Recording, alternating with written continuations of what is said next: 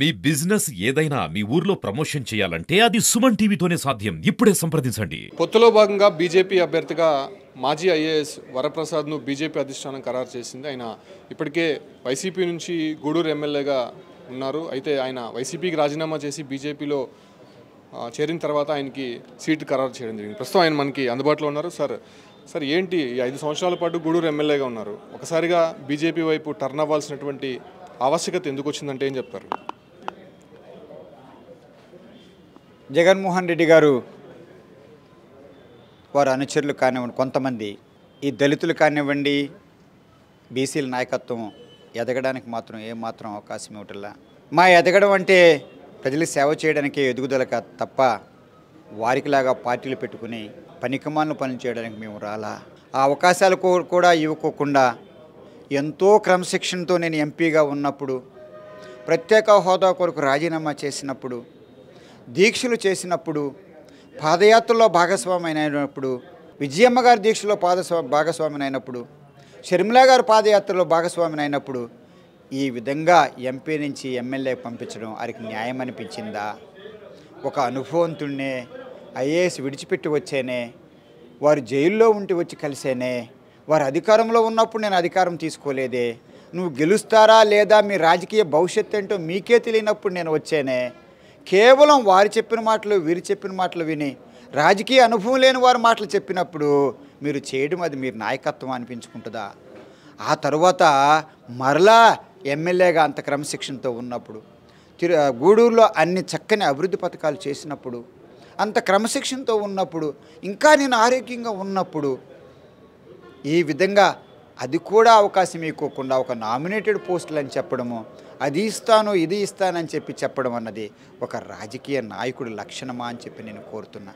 ఒకవైపు మా దళితుల ఓట్లతో, ఒక బీసీ ఓట్లతో మీరు ఎదుగుతూ మా నాయకత్వం ఎదరకోకుండా చూడడం అన్నది అది పాపం కదా. నేను గ్రామ సభలు పెట్టించుకోండి, అక్కడ చేసి వారే ప్రజలే కోఆపరేటివ్ సొసైటీ ద్వారా చేసుకుంటే వారి పొలాలు వారు కాపాడుకుంటారు కదా అని చెప్పి నేను అంత స్పష్టంగా చెప్పినప్పుడు అనుభవంతుడినే అలా గడ్డి పరకలాగా తీసి పాడేశారే. ప్రజల సేవ చేసుకోవడానికి కూడా కేంద్ర ప్రభుత్వం నుంచి నిధులు తీసుకోవడానికి కూడా నాకు ఒక చిన్న అవకాశం కూడా ఇవ్వలేదే. ఐఏఎస్లో ఉన్నప్పుడు అన్ని నిధులు నేను తీసుకొచ్చానని మీ దృష్టికి కూడా నేను తీసుకొచ్చానే, కానీ ఏ రోజు కూడా మీ దగ్గర నేను భిక్ష దేహి అని అడగల ఒక పదవి కొరకు. అది వరప్రసాదరావు. మీరు అభ్యర్థించారా జగన్మోహన్ రెడ్డి గారిని, మళ్ళీ నేను పోటీ చేయబోతాను గూడూరు నుంచి నాకు సీటు కావాలని చెప్పి మీరు అభ్యర్థించవలసిన అవసరం నాకు లేదు. అడిగా. ఎందుకో తెలుసా? కష్టకాలంలో ఉన్నప్పుడు 12 సంవత్సరాలు పార్టీని నేను పోషించుకున్నా. ఆ రోజుల్లో ఏ ఒక్కరు కూడా సహాయం చేయనప్పుడు 14లో నా వంతు నేను చేశా. తర్వాత పార్టీ అన్నది ఏ ఒక్కరు సొత్తు కాదు. చివరి ఒక బిల్డింగ్ వచ్చి ఒక్కొక్క ఇటుక పెడితేనే ఒక బిల్డింగ్ అవుతుంది కనుక నేను కానీ, షర్మిల కానీ, విజయమ్మ గారు కానీ ఇలా ఎంతోమంది చేస్తేనే ఆ పార్టీ ఈ రోజుకి వచ్చింది. కేవలం వారు అలా అనుకుంటే మొదటి వారిని కూడా మర్చిపోకూడదు కదా. కనుక నేను అడగడానికి నాకు హక్కు ఉంది, అడిగాను. వారు నాకు ఇవ్వవలసింది ఇవ్వలేదు కనుక మరలా అటువైపు కూడా నా ముఖం చూపించలేదని కూడా నేను కూడా ఆత్మాభిమానంతో ఉండే వ్యక్తిని. కారణాలు ఏమైనా చెప్పారా? సీటు మేము మీకు ఇవ్వలేకపోతున్నామనే కారణాలు ఏమైనా? తెలిసిన నిజమే. ఎందుకు ఎంపీ నుంచి ఎందుకు పంపించారు? రాకెట్ లాగా ఎదిగిపోతున్నట్ట ప్రజల సేవలో. సజ్జల రామకృష్ణ గారు చెప్పిన మాట అది ప్రజల్లోకి వెళ్ళడం ఒక నాయకత్వం కాకపోతే మరేమవుద్ది? నువ్వు తీసేశారంటే నాయకత్వం ఉండకూడదనే కదా. ఎమ్మెల్యే కూడా అంత చక్కగా చేస్తున్నానని చెప్పి కుట్రపూరితంగా చేశారు. అంత అసమర్థులు మేం కాదు. మేము కూడా మీరు ఏ విధంగా రాష్ట్ర సంపత్తో మీ సమర్థత మీరు చూపించుకుంటున్నారో మా తెలివితేటలతో కూడా మేము సమర్థత చూపించుకుంటాం. అదేవిధంగా భారతీయ జనతా పార్టీ ఒక క్రమశిక్షణ కూడింది కనుక, ఏ ప్రలోభాలకు లొంగంది కనుక, దేనికి ఆశించింది కనుక ఒక సర్వేలు చేసి నాలాంటి సమర్థవంతుడికి, అనుభవంతుడికి మరలా ఉమ్మడి అభ్యర్థిగా తిరుపతి ఎంపీకి అవకాశం ఇచ్చారంటే వారిని చూసి మీరు నేర్చుకోండి అయ్యా. మీ రాజకీయం మోడీజీ గారు అభివృద్ధి చేస్తూ ఏ విధంగా చేస్తున్నారో చూసి నేర్చుకోండి అయ్యా. ఒక్క అవినీతికి అవకాశం ఇవ్వటం లేదు. అలా మీరు కూడా చేయండి. మీ నాన్నగారు కూడా నాకు తెలిసినంతవరకు ఆ రోజుల్లో నేను ఎమ్మెల్యేగా, ఎంపీగా, ఐఏఎస్ ఆఫీసర్గా ఉన్నప్పుడు, దూరంగా ఉన్నప్పుడు కూడా చివరికి ప్రతిపక్షం వారు కూడా ఒక్క నోరెత్తి ఆయన్ని దూషించరయ్యా. ఆ రాజకీయం మీరు చేసుకోండి అని చెప్పి నేను కోరుకుంటున్నాను. వైసీపీ ఎమ్మెల్యే ఉన్నారు కాబట్టి ఈ క్వశ్చన్ వేస్తున్నాను. అంటే డెవలప్మెంట్ జరిగింది, అభివృద్ధి వచ్చింది, ఇండస్ట్రీస్ వచ్చాయని చెప్పి కూడా అనేక సందర్భాల్లో చెప్పారు. సో అవన్నీ నిజంగానే వచ్చాయంటారా? నేను తీసుకొచ్చాను. మా నియోజకవర్గంలో మాత్రం ఒక ఆటో నగర్ నేను తీసుకొచ్చా. వారే నిధులు ఇచ్చి ఉండొచ్చు, నేను దానికి కాదంటలేదు. ఎందుకంటే నేను కోరా.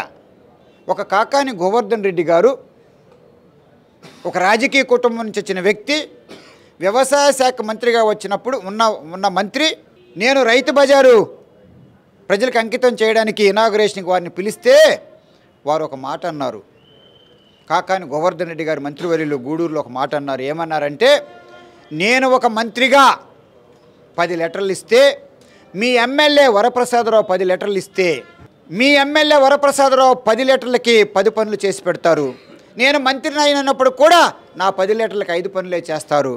ఆ విధంగా వరప్రసాదరావు గారు ఆఫీసర్ల దగ్గరికి వెళ్ళి పని చేయించుకోవడం తెలుసు అని చెప్పడం వలన నేను అక్కడ ఆటో నగర్ కానివ్వండి, ఫ్లైఓవర్ మళ్ళీ తీసేయడం కానివ్వండి, ఒక రైతు బజారు కానివ్వండి, కూరగాయల మార్కెట్ కానివ్వండి, అలా ఎన్నో పనులు నేను తీసుకొచ్చా.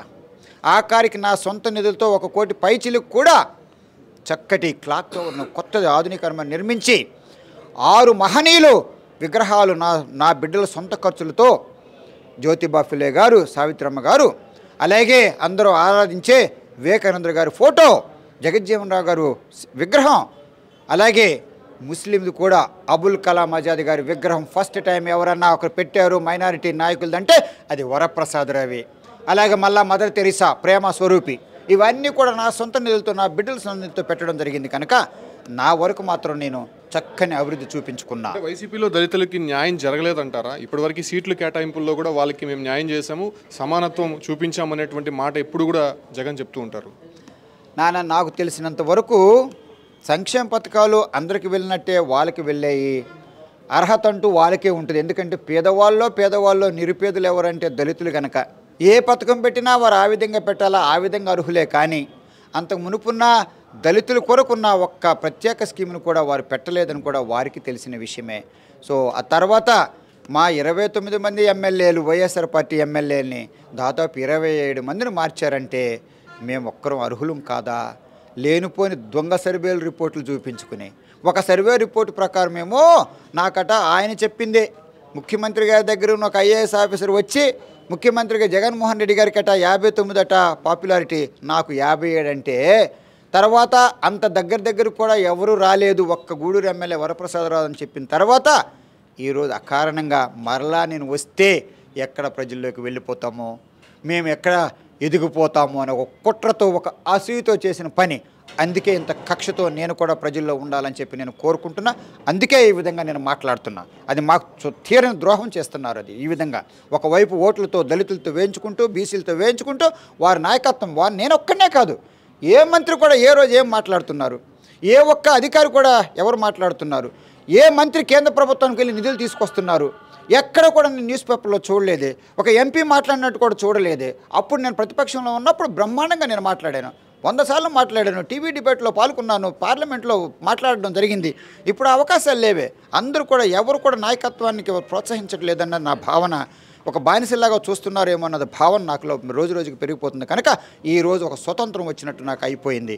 అందులో ఒక దేశీయ పార్టీకి రావడంతో అందులో ఈ కుల తారతమ్యాలు ఉండు, ఈ ఆర్థికతో సమస్యలు ఉన్న ఈ సమస్యలు, దరిద్ర సమస్యలు, కేవలం డబ్బు గొప్పవాడికే ఈ పదవులు అన్నది లేదు, అది చక్కగా లేదు. కనుక భారతీయ జనతా పార్టీకి వచ్చిన తర్వాత నేను ఒక స్వతంత్రుని అయిపోయాను. ఒక చిన్న సామెత మాత్రం తెలియచేయాలని చెప్పి కోరుకున్నా. The secret of happiness is freedom and the secret of freedom comes from the courage. అంటే నాకు స్వతంత్రం ఉంటేనే నేను సంతోషంగా ఉంటా. ఆ స్వతంత్రం కూడా ధైర్యం నుంచి వస్తుంది. అందుకే నేను వచ్చాను. ఆ రోజు కూడా వారికి కూడా ఇబ్బంది పడినప్పుడు కాంగ్రెస్లో వారు కూడా విభేదించే కదా వచ్చారు. ఆ రోజు వారు కూడా కేంద్ర ప్రభుత్వాన్ని తిట్టారు కదా, అప్పుడున్న కాంగ్రెస్ని తిట్టారు కదా. మరి ఎందుకు చేశారు అది? వారి నాన్నగారు కూడా అప్పుడు ముఖ్యమంత్రే కదా, వారు కూడా దాదాపు 40-50 సంవత్సరాలు అప్పుడు ఉన్నారు కదా. అంటే వారికి జరిగినప్పుడు, వారికి అంత బాధ కలిగినప్పుడు మాలాంటి వాళ్ళు కూడా బాధ ఉంటుంది కదా అని చెప్పి నేను తెలియజేస్తాను. అంటే ఇప్పటివరకు ఎమ్మెల్యేలుగా ఉన్నటువంటి వైసీపీలో చాలామంది రాజీనామా చేసి బయటకు వస్తున్నారు. అంటే ఈ ఎమ్మెల్యేలకి సంబంధించి ఈ పెత్తనం అంతా కూడా కేవలం ఒకరిద్దరు చేతుల్లోనే ఉంది రాష్ట్ర వ్యాప్తంగా, మీకు పవర్ లేదు, జస్ట్ షాడో ఎమ్మెల్యేలుగా ఉన్నారనేటువంటి ప్రచారం జరుగుతుంది. నిజంగానే వైసీపీలో ఆ పరిస్థితి ఉందంటారా? మాలాంటి వాళ్ళు మేము చేతగా దద్దమ్మలం కాదు. ఎమ్మెల్యేగా ఉన్నప్పుడు నేను ఎమ్మెల్యేగా ఉన్నాను కనుక ఒక అసూయతోనే ఇలా జరిగింది. నేను ఒక్కడినైతే మాత్రం ఒక ఎమ్మెల్యే ఈ పనులు చేయడమే. నా ముందు పేదవాళ్ళైన ధనికులైన ఒకటే, ఆ కులమైన ఈ కులమైన ఒకటే, ఆ విధంగా చక్కటి సామాజిక న్యాయంతో కూడిన పరిపాలన నేను ఇచ్చాను కనుక ఇంకా ప్రజల్లోకి పాపులారిటీ వెళ్ళిపోతుంది కనుక కేవలం ఒక కుట్రతో అసూయతో చేశారని చెప్పి వాళ్ళకి తెలుసు, నాకు తెలుసు. ఎందుకంటే వారెంత విద్యావంతులు నేనంత విద్యావంతుడిని కదా, వారి అనుభవం ఎంతంతో నాకు అంత అనుభవమే కదా. వారు ముఖ్యమంత్రి అయితే ముఖ్యమంత్రి దగ్గర నేను పనిచేసి వచ్చాను కదా, మీ దగ్గర కూడా పనిచేశాను కదా. సో మీరు ఏ విధంగా కేంద్ర ప్రభుత్వం డబ్బులు కానివ్వండి, లేదా అప్పులు కానివ్వండి, లేదా అవి కానీ చేసుకుని కేవలం మీరు చేసే సంక్షేమ పథకాలు మళ్ళా కేవలం మీ ఓట్ల కొరకే కదా, మీరు అధికారంలో ఉండాలనే కదా. అది ఎక్కడి నుంచి తెచ్చుకొచ్చేస్తున్నారు, అదే చేస్తున్నారు. అప్పుడు మీరు ఉండాలనుకున్నప్పుడు మేము ఉండకూడదా? మీరు ముఖ్యమంత్రి రెండోసారి కావాలనుకున్నప్పుడు నేను రెండోసారి ఎంపీ ఉండకూడదా? ఏ విధంగా నాది తప్పు? నేను ఈరోజు కూడా ఒక్క తప్పు చెప్పలేదు మీ మీద ఏ ఒక్క మాట నాకు జరిగిన అన్యాయాన్నే చెప్పాను తప్ప ఇంకొకటి మాట కూడా నేను చెప్పలేదు. ఒక్కసారి ఎవరైనా కానీ నా చరిత్ర 12 ఏళ్ళు చూసుకుని మాట్లాడమని చెప్తారు. సరే, మీరు వైసీపీ ఎమ్మెల్యేగా ఉన్నారు, ఇప్పుడు బీజేపీకి వచ్చారు. పొత్తులో భాగంగా 3 పార్టీలు కూడా మీకు సపోర్ట్ చేస్తున్నాయి. బట్ ఇక్కడ ఉన్నటువంటి లోకల్ నాయకత్వము మీతో కలిసి పనిచేసే అవకాశాలు ఉన్నాయి. గతంలో మీరు పార్టీలు వేరైనప్పటికీ విమర్శనాస్త్రాలు వినిపించుకుంటారు, ఒకరిపైన ఒకరు చాలా వరకు కామెంట్స్ చేసుకుంటారు. సో ఇవన్నీ ఎట్లా డైజెస్ట్ చేసుకుని ముందుకెళ్తున్నారు? నాకు తెలిసినంతవరకు మీ ఊహాగానాలు. నేను ఇక్కడ 5 సంవత్సరాలు ఉన్నాను. అంతకుముందు 5 సంవత్సరాలు ఓడిపోయిన అభ్యర్థిగా కూడా ఇక్కడ ఉన్నా. నాకు తెలుసు, ఎందుకంటే నాకు అన్ని నియోజకవర్గాల్లో కూడా ఎమ్మెల్యేల కంటే నాకు ఎక్కువ ఓట్లు వచ్చాయి. ఒక్క సర్వేపల్లి చూసుకుంటే మా వైఎస్ఆర్ పార్టీ ఎమ్మెల్యే అభ్యర్థికి 5,000 మెట్లు వస్తే నాకు 29,000 ఓట్లు వచ్చాయి. అలాగే గూడూరులో వైఎస్ఆర్ పార్టీ ఎమ్మెల్యేకి 6,000 ఓట్ల మెజార్టీ వస్తే వరప్రసాదరావుకి 18,000 మెజార్టీ వచ్చాయి. మా అభ్యర్థులు ఓడిపోతే కాళహస్తి, సత్యవేడు, వెంకటగిరిలో మా ఎమ్మెల్యే అభ్యర్థులు ఓడిపోతే వరప్రసాదరావుకి అక్కడ కూడా మెజార్టీ వచ్చాయి. అంటే నేను చక్కగా ప్రజలకు అందుబాటులో ఉన్నాను కనుక, పేద ప్రజలతో మమేకమయ్యాను కనుక, చక్కటి ప్రజాస్వామ్యం వారికి చూపించాను కనుక, తారతమ్యాలు లేకుండా చూశాను కనుక వారందరూ కూడా నన్ను ఆదరించారు. ఇప్పుడు కూడా తిరుపతి పార్లమెంట్ ప్రజలకు నేను వెళ్ళిపోలేదు. నేను ఎక్కడ మీకు వాళ్ళకి దగ్గర అవుతున్నానో నన్ను దూరం చేశారు తప్ప ఈ స్థానికులు కుట్రతో, స్థానిక నాయకులు వైఎస్ఆర్ పార్టీ కుట్రతో నన్ను పంపించారు కనుక మరలా నేను ఇక్కడికి రావడం జరిగింది కనుక మరలా చక్కటి పాలన ఇస్తాను. నన్ను శ్రీనివాసులు జేఎంసీ గారిని, జనసేన అధ్యక్షులు మా కూటమి అభ్యర్థులు ఇద్దరిని కూడా గెలిపించి మీకు చక్కటి పాలనిస్తూ ఇక్కడ జరిగిన అరాచకాలు, అన్యాయాలు కనుక జరిగితే, అవినీతి జరిగితే, ఒకవేళ ప్రభుత్వ భూములు పోతే నా అనుభవంతో, కేంద్ర ప్రభుత్వ సహాయంతో, కోర్టుల సహాయంతో అది తిరిగి తీసుకొచ్చి తిరుపతి ప్రజలకు ఇస్తానని చెప్పి కూడా నేను హామీ ఇస్తున్నాను. సో మొన్నటి వరకు సీఎం జగన్ నా పైన పెట్టుకున్నటువంటి నమ్మకం మేరకే నేను పనిచేశాను. ఎందుకంటే కేవలం దళితుడు అనేటువంటి ఒక ఆలోచనతోనే తీసి పక్కన పెట్టారనేటువంటి విమర్శ అయితే చేస్తున్నారు. ఖచ్చితంగా బీజేపీ నాయకత్వంతో ముందుకు వెళ్ళి ఎంపీగా గెలుపొంది మోదీకి బహుమతిగా ఇస్తానని చెప్పి కూడా మాజీ ఐఏఎస్ వరప్రసాద్ స్పష్టం చేస్తున్నారు.